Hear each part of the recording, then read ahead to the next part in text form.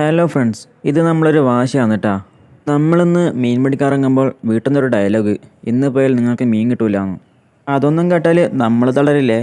രണ്ടും കൽപ്പിച്ച് നമ്മളങ്ങനെ കാസ്റ്റിംഗ് തുടങ്ങി.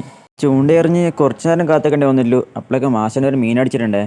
സ്ട്രൈക്ക് കിട്ടിയപ്പോഴേക്കും ആശാൻ പറഞ്ഞു അത് കട്ട്ലയായിരിക്കുമെന്ന്. എന്തായാലും കയറി വരുന്ന മീൻ ഏതാണെന്ന് നോക്കണ്ടേ. മീനങ്ങനെ കരക്കെടുത്തിട്ടുണ്ടേ. അപ്പോൾ ആശാൻ പറഞ്ഞ പോലെ കട്ട്ലയാന്നിട്ടോ നമുക്കൊന്ന് അടിച്ചത്. ആദ്യത്തെ സ്ട്രൈക്കിൽ തന്നെ അടിച്ചത് നല്ല സൈസ് കട്ട്ലയാണേ. മീൻ ചൂണ്ട വിഴുങ്ങിക്കഴിഞ്ഞാൽ ഇതാണ് കേട്ടോ അവസ്ഥ.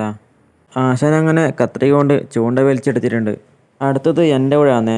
മീനടിക്കുന്നത് കണ്ടിട്ടാകുമ്പോൾ ഞാനും കാസ്റ്റിംഗ് തുടങ്ങി. കുറച്ച് നേരം കാത്തിരുന്നെങ്കിലും എനിക്കും കിട്ടി നല്ലൊരു സ്ട്രൈക്ക്. മീനടിക്കുന്നെങ്കിൽ ഇതുപോലെ അടിക്കണം, എന്നാൽ മാത്രമേ നമുക്കുള്ളൊരു ആവേശം ഉണ്ടാവുള്ളൂ.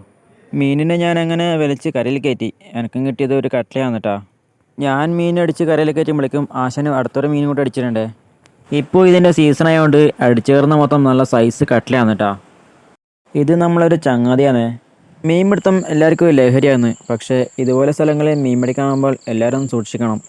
കാരണം അശ്രദ്ധ മൂലം ഈ പാറകൾക്കിടയിൽ വീണാൽ തന്നെ നല്ല പരിക്കേൽക്കുന്നതാണ് കേട്ടോ. അപ്പോൾ നമ്മൾ ചങ്ങാതിക്കൊരു മീനടിച്ചിട്ടുണ്ട്. ആഞ്ഞു വലിച്ച് മീനങ്ങനെ കരക്കടുപ്പിച്ചിട്ടുണ്ട്. ഇതിൽ കിട്ടിയത് 2 മീനാണ് കേട്ടോ.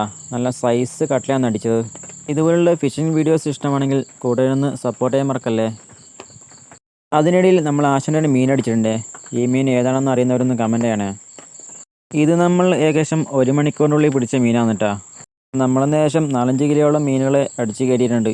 നമ്മളിന്ന് പിടിച്ച മീനുകളാണ് കേട്ടോ ഈ കാണുന്നത്. അപ്പോൾ അടുത്ത വീഡിയോയുമായി വീണ്ടും കാണാം.